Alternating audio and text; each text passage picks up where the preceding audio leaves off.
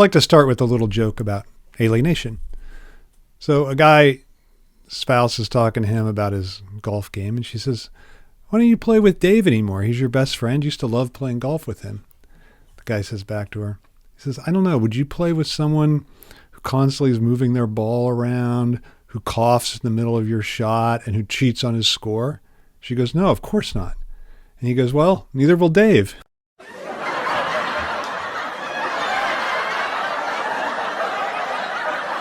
So it's a joke about alienation because we understand the object, or subject of the joke through this experience that's happened to someone else, right? So we assume it's happened to someone else, and then it turns out to be about him. So that confusion about identity is really central to what alienation is. Alienation is the way in which we are not ourselves. Historically, alienation's got a terrible rap. So no one thinks, let's go out and get alienated. We think I want to embrace alienation in some way.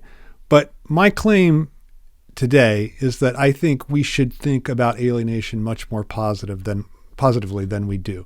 We should think alienation is actually the basis for any transcendence of what we're given, what our situation is. It's the basis for freedom. So I think we should actually think about extolling the virtues of alienation rather than trying to overcome alienation in some way. The paradox of it is that alienation doesn't mark the deviation from some original full identity. Instead, alienation is itself the starting point. And identity is an attempt to solve the problem of alienation. But it doesn't come first. Alienation comes first. Alienation is primary. We're alienated initially into our subjectivity, and this alienation persists until our demise, right? So it's only death that can cure us from alienation, so we probably shouldn't want to be cured from it all that quickly.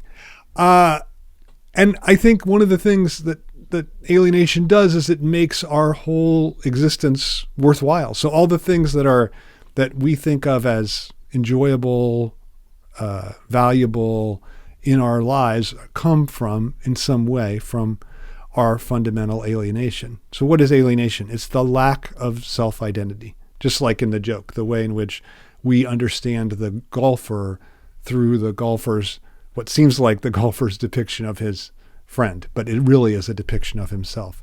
And it's this lack of self-identity that gives the subject distance from itself and from the conditions that are imposed on it, or from the conditions into which it is born, right? So there's a gap within subjectivity, and that gap is alienation. So I can't be identical with myself. I can't, and as a result, I can't be completely determined by external forces. So as a being separated from myself, I can never just be what external forces would have me be. Instead, this internal split indicates a resistance not only to my own self, but also to what my biology or what my society would make of me. So thanks to my alienated status, I'm irreducible to my social situation, that I can't really be defined by that social situation. I can act contrary to all my teaching, all my training, everything that's been imposed on me, because I'm an alienated subject. So this explicit distance from itself is what gives subjectivity its ability to always act otherwise, right? Always act otherwise against the forces that would, and try to determine it. So social and natural determinations can lose their decisive grip on the subject precisely because it's alienated from itself. And this alienation can render all these determinations insignificant. And this internal distance within subjectivity allows the subject to carve out a distinct and different path for itself. So rather than just live out my existence as a creature of a small Midwestern American town, this is actually autobiographical, I have the ability to leave and to become what challenges the determinations of the situation, because I'm never identical with it or with the position that I'm born into. So I can relate to this position critically. I can decide to abandon all the ideas and values that the community handed down to me. I might I'm raised to become an enthusiastic capitalist subject. I could turn to Marxism.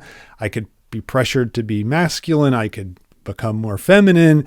I can be determined to love the American Midwest. And I can say, yeah, I don't really want to live there. I want to live somewhere else. So all of these things, all these ways of breaking from my determinations are a reflection of our alienated status as subjects. So this failure to be exactly what one is, this being out of joint, is what makes this break from our original situation possible. So we're all in the situation Hamlet describes as, the time is out of joint, O cursed spite that ever I was born to set it right, right? He's talking about a specific situation, but in a certain sense, this time out of joint is true for everyone all the time. And that out of jointness is the alienation of subjectivity. So even if I remain within my situation and accept all of its determinants, all of its judgments that it makes, that doesn't allow me to overcome alienation. I'm still responding to it in my own specific singular way, right? So I can be just as alien at home as I can when I'm traveling or somewhere else, because I have this internal foreignness all the time with me. And this internal split generates and defines subjectivity. So it's our separation from ourselves that emphasizes that we're inextricable from what's foreign within us. So we can't say, oh, I'm one with myself. I'm all myself. Instead, there's this foreignness within, what Freud calls the unconscious, that's essential to we are. That's more what we are than ourselves. So one has to, this is a point of psychoanalysis in some way, one has to identify oneself with that internal foreignness. I am more this internal foreignness than I am all the ways I have of thinking about myself. So our singularity is precisely this internal, this foreignness within. And I think we typically think of the unconscious as a site of unfreedom, right? So we act unconsciously. We don't deliberate on a course of action and freely choose it. Instead, we think freedom is attached to conscious deliberation. Like I decide, I'm not driven by the unconscious. I make a conscious decision. I think this is wrong. I think it's actually our freedom is much more located on the side of unconscious than on the side of conscious will or conscious decision, right? And I think the reason why this is that our unconscious has the ability to interrupt the path of determination that would otherwise govern our existence, right? So this is precisely, I think, what the unconscious does. In the face of social or psychic determinisms, the unconscious inaugurates a different kind of logic. It brings a break. It forges an alternative possibility that has no social or psychic precursor. There's a break in the unconscious. It's not, and it's just because it evades our conscious control that the unconscious marks the point of the subject's freedom. So we're free through our self-division. This is why I think it's important to think about, to link alienation to freedom, and the unconscious, I think, plays a crucial role in that. And through the act of taking up our alienation, instead of constantly trying to overcome it, its status, I want to argue, can undergo a transformation. So instead of seeing alienation as a burden to get rid of or to finally transcend, we can view it instead as what frees us from what we are. So could view alienation as, rather than as this negative thing, as a positive thing. And we can revise this negative judgment on alienation I think there's an existential project at work there, but I also think there's an important political project at work, because we live in an era that has endless schemes for overcoming alienation. But I think any overcoming of alienation is always politically retrograde. So alienation is itself emancipatory. Alienation is emancipation. And I think one of the challenges of being subjects of alienation is that you have to try to conceive of it without any reference to completeness of self-identity, right? So there's not, again, as I said before, there's not a completeness that comes first and then alienation that comes after. Instead, we're alienated, but we're not alienated from anything that could make us whole, right? There's not an original wholeness at work. It's thinking, you might put it this way, thinking lack without reference to wholeness I think changes the value of alienation. And despite how it sounds, alienation exists without reference to a state that isn't alienated. And this effort to overcome alienation is not radical. That's not a radical response to the current state of things, but I think it's a failure to grasp the constitutive power of alienation for us. So instead of trying to overcome alienation and accede to an unalienated existence, I want to argue that we should redeem alienation as an existential and political program by seeing it as the source of, or itself as, emancipation. The subject is not a symbolic identity that corresponds to it. I think one of the ways to theorize alienation is to think about this relationship between subjectivity and symbolic identity. And there's a basic disjunction between them. So identity consists of the various social positions that I occupy, right? My job, my familial status, my religious affiliation, my political preference, my ethnicity, and so on. No matter how much I see myself in any of these identities, I'm never fully identical with them. And I think this failure to be identical with them is subjectivity. So no matter how much I mold myself to fit any of these different identities, I never fully am them. I'm not even the combination of them. And that inability to be those things is subjectivity. Subjectivity comes into being through a process of alienation that divides subject from its symbolic identity. And no one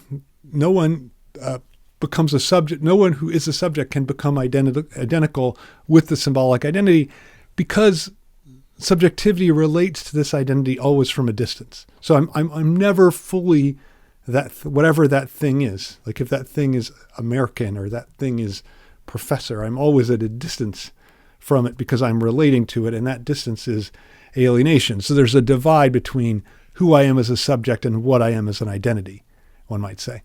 No matter how perfectly I try to fit into this symbolic identity, the very effort to do so is indicative of my alienation from it. So if I really was identical with the identity, I wouldn't have to put forth any effort to be that thing because I would just be it. All right. So subjectivity, however, is undefinable, right? Who we are as a subject is a problem that has no solution. So we constantly make efforts to respond to it, but we can't. And so every symbolic identity evinces this failure to answer the question or solve the problem of subjectivity. And every kind of symbolic identity, whatever it might be, American, Chinese, Indian, no matter what it is, it can't solve. It tries to construct an answer to the question of subjectivity, but it cannot solve the problem. So when I feel rudderless as an existing subject, I think to myself, oh, wait, you're a parent, or you're a son, or you're a Muslim, or you're a Catholic, right? And I attempt to regain my bearings and reassure myself about what I am. But no matter how much effort I expend to identify with a symbolic position, I can't traverse this distance between subjectivity and identity, but I'm always left with this failure to fit in. So symbolic identity provides markers of what one is, markers that I've mentioned, like American, professor, parent.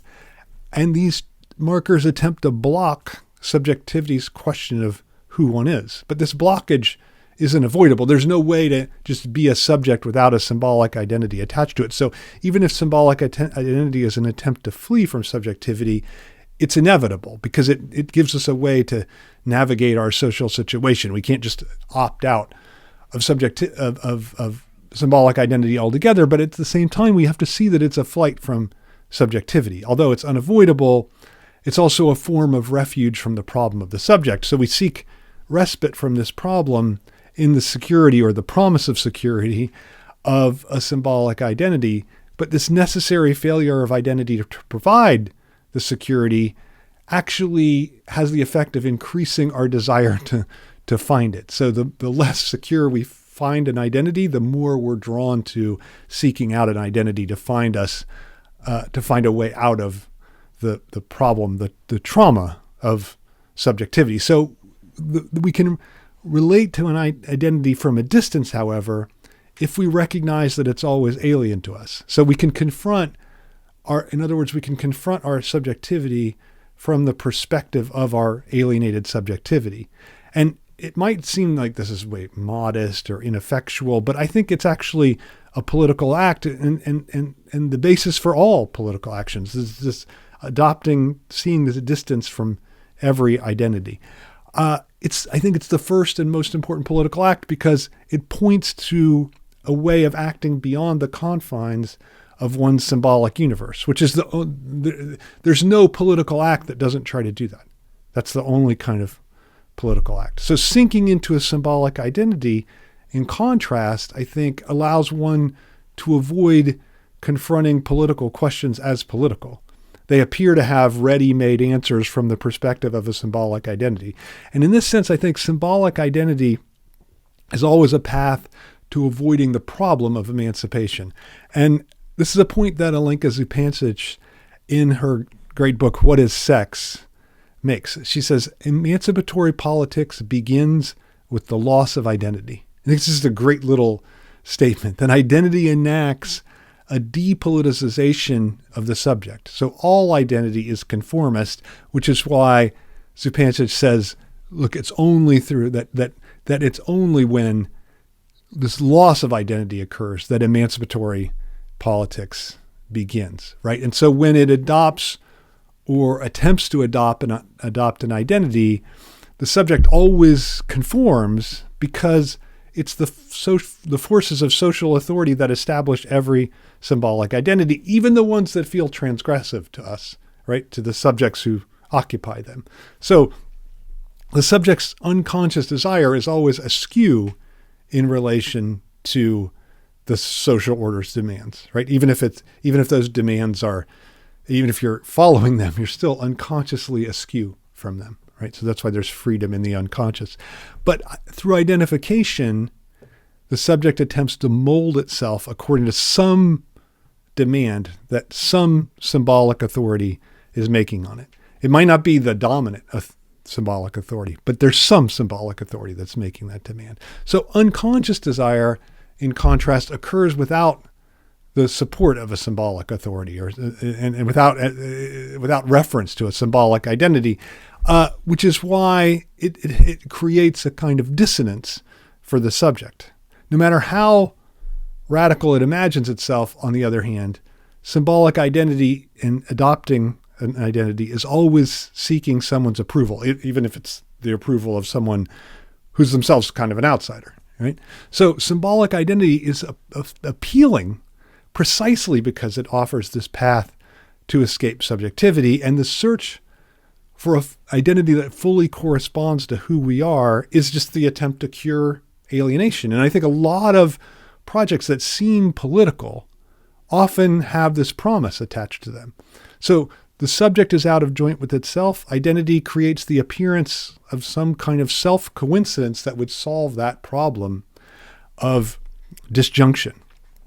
But by recognizing that every identity is a failure, I think that allows us to remain within the question of subjectivity. So it's possible to remain within this question of subjectivity due to the misalignment between the subject and the identity attached to it, whatever the number of identities attached to it.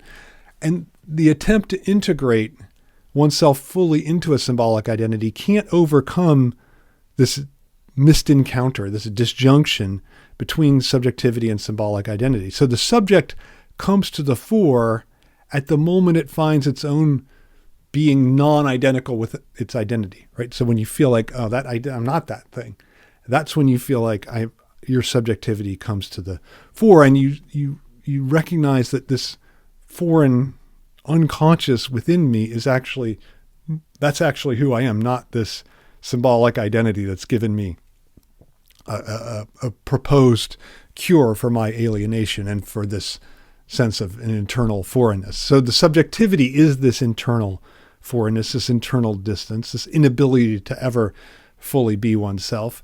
It's the separation between itself and symbolic identity. And the subject, it relates to itself through the mediation of the signifier, and as a result, has to relate to what's from the outside rather than simply, it can't just be what it is. So the signifier forms the basis for any symbolic identity, but it also highlights this crack within natural being that forces the subject to take up a position relative to what it is. So every signifier in this sense is dialectical. So it both creates a symbolic identity and it creates distance between the subject and its symbolic identity. And I think Joan Kopchak puts this really nicely in her book, Read My Desire. She says, signification gives rise inevitably to doubt, to the possibility of its own negation. It enables us to think the annihilation, the full-scale destruction of our entire signified reality. So there's no subjectivity, this is Kopchak's point, without the possibility of negation, without the possibility of rejecting not only the signification that one has in the social order, but also the entire symbolic universe. And for the alienated subject, everything that is given can be questioned and ultimately dismissed even. So the possibility of completely changing the symbolic terrain is always open, and that derives from our alienated status as subjects. So there's a constant possibility for radical change that becomes evident when we embrace alienation. So even when one attempts to identify oneself with a secure symbolic identity, this can only occur through the failure of any kind of self-identity. So alienation is absolutely primary and necessary, but it's through embracing it that we get a path towards some kind of emancipation from these external forces. So even in the mere act of articulating a description of oneself, we evince an internal gap within ourselves. So if the subject were identical with, say, being French, it would not require the proclamation of identity or any signifier of identity. It would just be what it is. So the signifier of identity indicates that the subject is not just what it is, not what it claims to be, precisely because the subject has to use the signifier to articulate the identity. So the subject has to take up the identification through repeated acts of signification, none of which firmly cement the identity, but actually do the opposite. So no one can just belong to the symbolic structure that houses them. And I think this is one thing that a lot of great science fiction films focus on, this breach between subjectivity and identity. I want to point out three in particular. So Ridley Scott's Blade Runner from 1981, Paul Verhoeven's Total Recall from 1990, and Alex Proyas' Dark City from 1998. In each case, we see the distance between subjectivity and identity manifest itself narratively. So each of the films, the characters, the main characters, discover that what's most intimate to them, that is their memories, has been imposed by some external and malevolent, in the three films, force. So the films expose symbolic identity as foreign to subjectivity. There's a rift between symbolic identity and subjectivity. You can think about, for instance, Total Recall, in which Doug Quaid, played by Arnold Schwarzenegger, becomes aware that the person he used to be, Carl Hauser, who's also played by Schwarzenegger, constructed the identity of Quaid to penetrate and ultimately destroy the rebellion on the planet Mars. So everything that Quaid knows about his identity is false, the result of Hauser's manipulative construction. And let's look at a little segment from this. I would like to wish you happiness and long life, old buddy, but unfortunately, this is not gonna happen. You see, it's my body you've got there, and I want it back. So Quaid has to come to grips with the fact that his identity is nothing but this external manipulation. So for all of us, we can say, oh, no, I really am this. I'm really from this area. I really believe in these things. But Quaid knows all of his cherished everything about himself. He comes to this realization is just imposed. It's a false. It's a lie. And what's fascinating about that is that it shows the situation that everybody's in. So although at the end of the film, Quaid breaks from Hauser's control and frees himself, he's left. He saves the planet Mars, so he's the hero, but he's left with no identity of his own, distinct from the identity that Hauser has implanted in him. So there's no symbolic identity for him to fall back on that could provide a basis for a future life. So he's just a subject with this obvious lie of a symbolic identity, but that's what he has to, that's just all he can use, right? So he resonates, I think, Quaid does, so much as a character because he makes explicit the situation of every subject. So even though we don't have this external force implanting fake memories in us, as far as we know, we're all like, except physically, most of us at least, we're all like Doug Quaid, because we don't have the physique of Arnold Schwarzenegger. Again, most of us, some of you might. So we're subjects relating to an identity that we can't become completely identical with, because it's absolutely foreign to our subjectivity. And unlike the spectators of the film, Quaid can't relate to this identity from a distance because he has no symbolic identity whatsoever that's his own. So he's in a certain way a paradigm for subjectivity because he lives out this almost unadulterated alienation without any possibility of investing himself in his symbolic identity, which is why he becomes this radical, in the film, radical revolutionary figure. So this external and also because he's strong like Arnold Schwarzenegger, this external status of identity, so the subject's lack of immediate self-identity, leads us to a kind of radicality. And I think Total Recall maybe shows that as well as any film. So freedom has to be, I think, the ability, first of all, the ability to leave one's assigned social place and move elsewhere. So those who benefit from a social hierarchy are constantly trying to assure everyone that they should remain in their place, that place overrules or is more important than some existential uprootedness.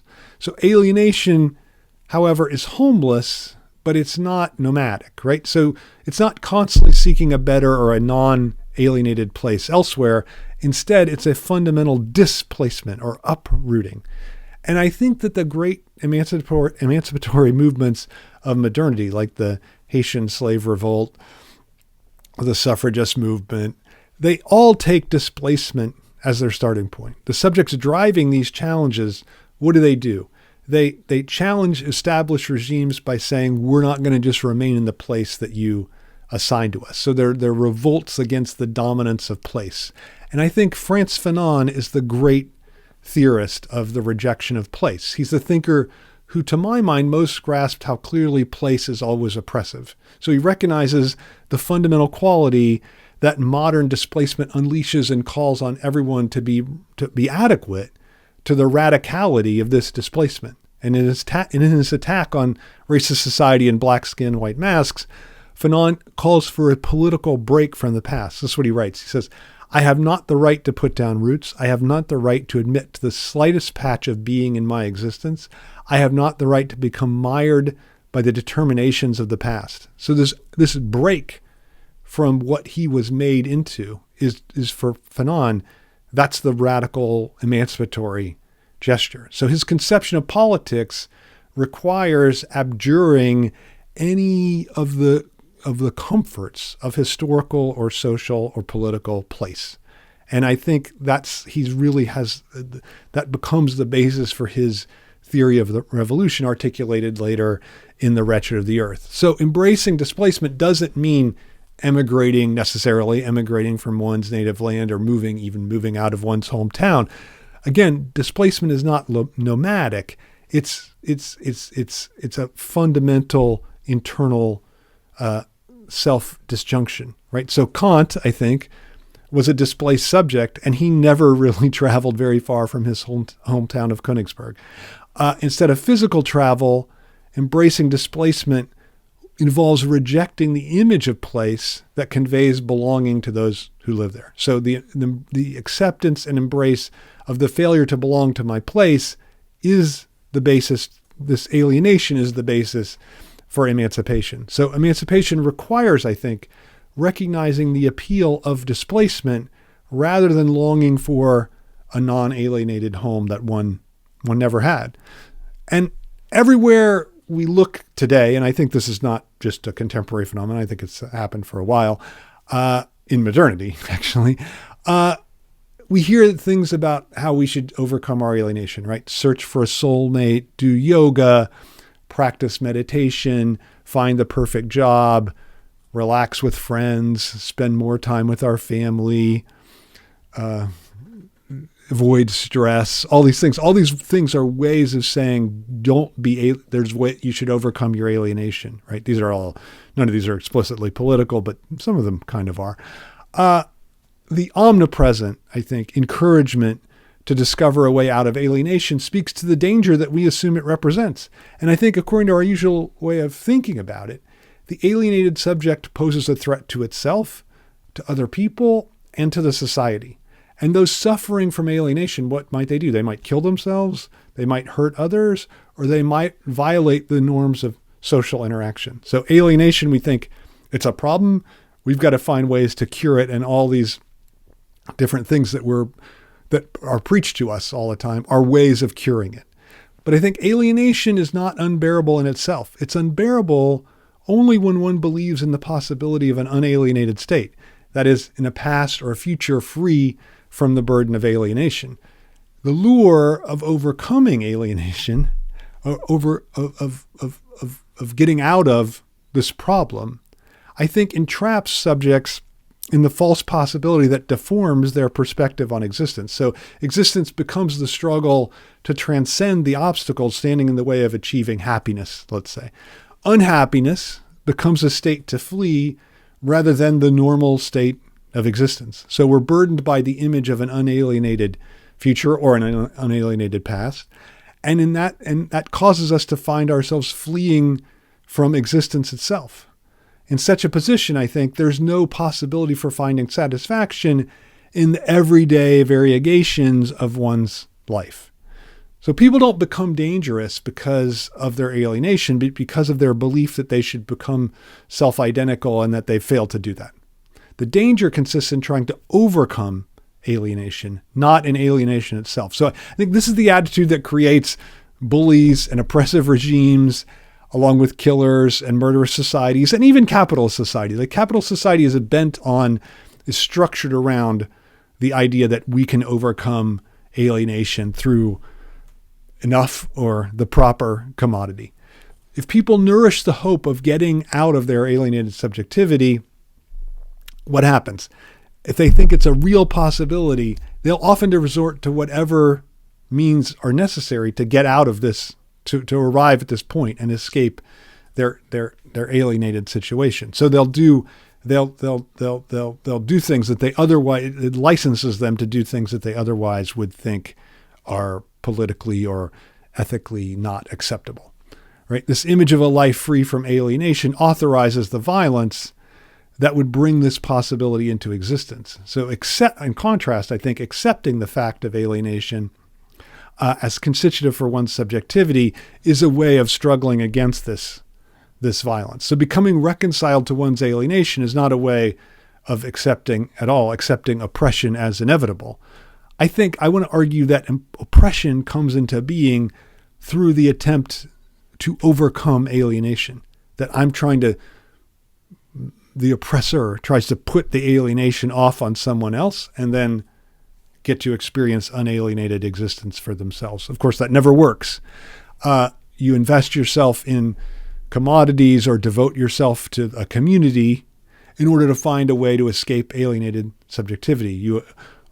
One oppresses and excludes others in hopes of, again, putting this alienation on them. But none of these pathways actually provide the escape that they promise, which is why those that take them up never find the satisfaction they're looking for. So no matter how many commodities you have, you're always looking for more. And those who have the most secure status in a community always feel the most insecure. And we can see this phenomenon today in a widespread way. So people who join an exclusionary community always experience the other at the gate threatening to undo things, to upset the community. So there's no exclusionary community that feels secure about its status as an exclusionary community. Which indicates, I think, that there's no escape from alienation. And the attempt to do so is what produces cruelty, horrors, and exclusion on a personal level. Socially, it leads to oppression, reification, and ultimately to genocide. So accepting alienation as constitutive provides a way to fight against the damage incurred through these efforts at escaping it. So rather than attempting to cure alienation, I think that the project of emancipation, if we take it seriously, tries to reconcile us to our alienation, to see alienation itself as freedom. And I think this doesn't mean that we should accept an oppressive situation or accommodate ourselves to the inequalities of capitalist or whatever society. These inequalities have their basis in the refusal to accept alienation. So the embrace of it is the way that we fight against them. And we produce a society structured around the public, I think, when we embrace alienation, rather than around our private communities. So when he first announces the project of psychoanalysis in his first major psychoanalytic book, Studies on Hysteria, in 1895, Sigmund Freud concludes this book with a pithy articulation of what psychoanalytic treatment hopes to accomplish. It doesn't aim to give patients happiness or to eliminate the troubles of existence. Its aims instead are very, very circumscribed. Freud imagines someone objecting to the inability of psychoanalysis to cure alienation once and for all. And in his response to this line of thinking, he insists on limiting the scope of what the treatment promises. As Freud sees it, all that psychoanalysis can do, this is how he puts it, is to transform one's hysterical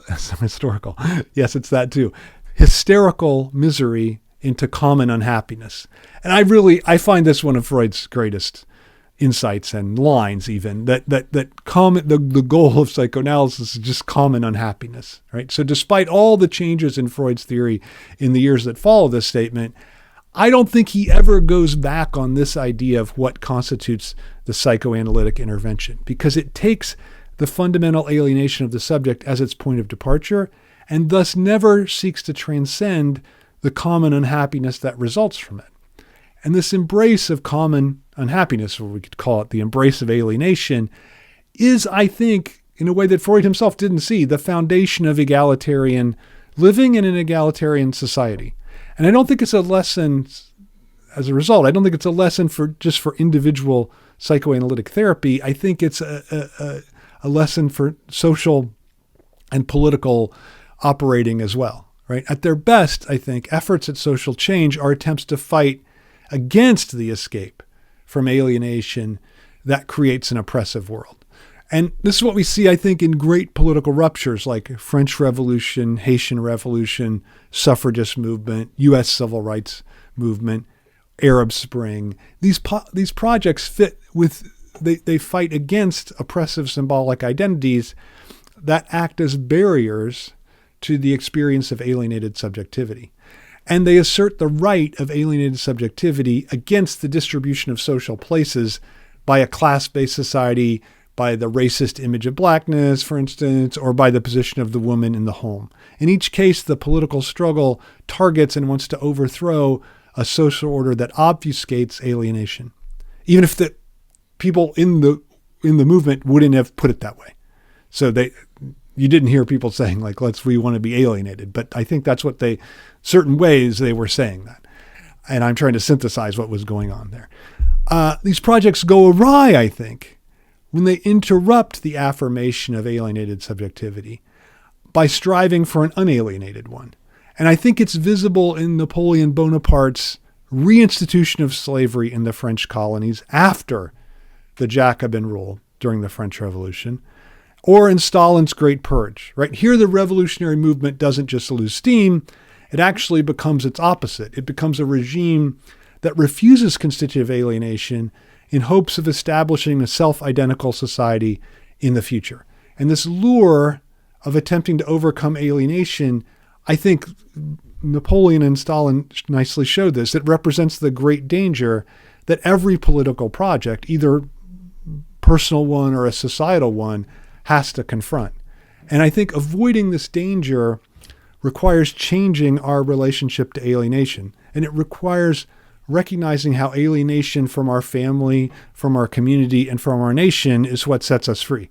No matter how seductive it appears, belonging to any identity is always a trap that would steal this freedom and make a genuine solidarity impossible. So I think it's only as alienated beings that we can find ourselves where we aren't. It's only as alienated beings that we can experience solidarity with equally alienated others.